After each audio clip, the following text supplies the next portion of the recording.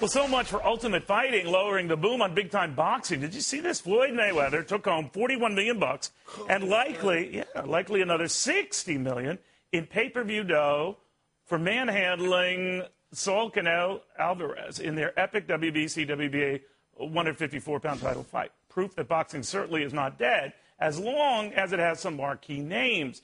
And doesn't Mike Tyson know it? For years, the most feared boxer on the planet and considered perhaps the sport's greatest and most powerful puncher ever. And now he's on Fox Sports 1, which means in a way he's kind of on my team, so he can't hurt me and won't hurt me. Look at me, I'm doing these dugged out alley balls. My balls are going in the alley. Yeah, I saw that. Why did you do that? Because I can't bowl. Okay. I'm not really a good bowler. You know, well, who told you that you had to? Because you could just say, I'm Mike Tyson. I had to do it for my friend Alan Freed. He was, you know, he runs the, Andrew Freed, he runs the whole Fox thing. He was the director, producer, so we had to. I'm horrible in sports. Besides fighting, I suck in sports. Yeah, but you're pretty good at that fighting part. But you've had a great post-career. But what do you think of what's happening to boxing now? It's like everyone thought that after big names like you left the sport, and I could go back to, you know, Muhammad Ali and Larry Holmes and Ernie Shavers, that people just lost interest. That they were just waiting for a big name, right? The Floyd Mayweather, he's been around for millions of years, pretty much. You know, when I was fighting, he was the champion. You know, when I was fighting at the end of my career, and when I first came back from how old is he? Is it 40 or something? I don't think he's 40 yet. He's not yet. Okay. 36, perhaps. Okay. He's really young in boxing terms, but he's a consummate professional. But now we have like 50 different weight divisions and 3 titles for each division, so like I could become a champion with that. Well, no, there's more titles. There's probably 4 or 5 titles for each division. But there was 3 when I was fighting, and I unified the 3. I remember that. And there's just there's a lot of money, there's a lot of fans and interest in boxing, but they need the big names. See, all the other guys are not making. Floyd's the only guy that's making a lot of money. No one else is making money because the everyday people, the average housewife, don't know their name. They know Floyd Mayweather's name.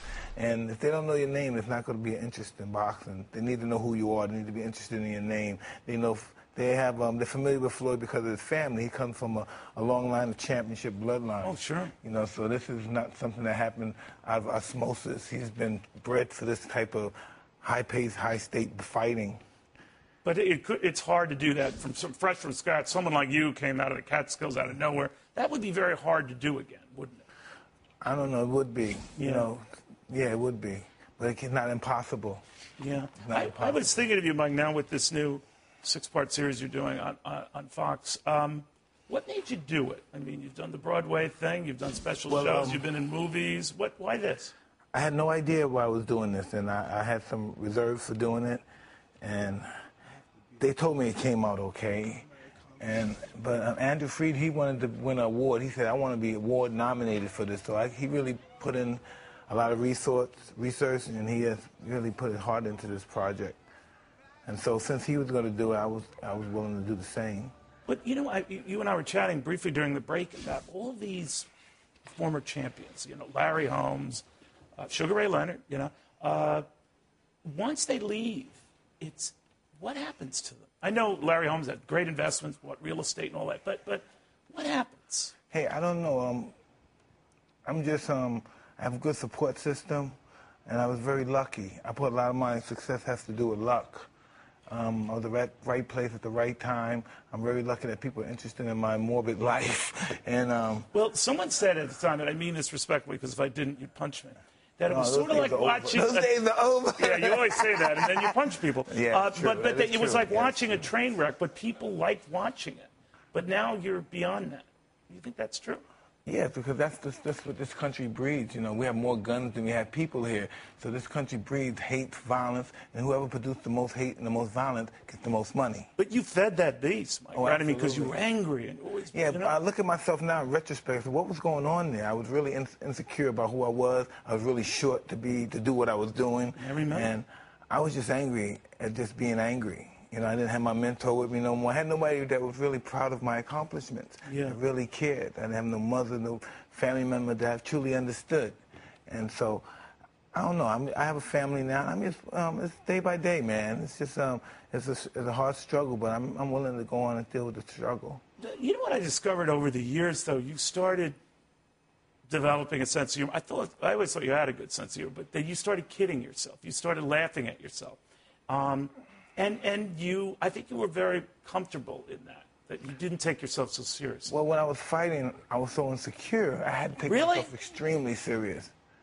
I didn't allow myself to be friendly with any of the fighters, and no fighting period. And my ego was so whacked out. If they weren't submissive to me, they were my enemy. Yeah, but you had the best stare. You know that time right before a fight where you're both standing toe to toe? You had the scariest look. If I were the other guy, I'd say, all right, I'm going to leave now. But you would scare people right there in the ring. We were showing Don King here, and you had all sorts of battles back and forth with him. Are you angry at him? Yeah, but I didn't know that till my sponsor told me. I didn't know listen, to this day, I didn't know what resentment was till a week ago. I had no idea what a resentment was. I knew what the word, but I didn't know what it meant. And yeah, I'm pretty angry, and I have a lot of resentments that I'm working on trying to cast out, and it's going to be really hard because I found out late. You found out what? The charge that he took a lot of your money? I found out what resentments were late. Oh, I knew what that was. Now you know that one. But I'm dealing with this resentment. Yeah, I got resentment. You earned hundreds of millions.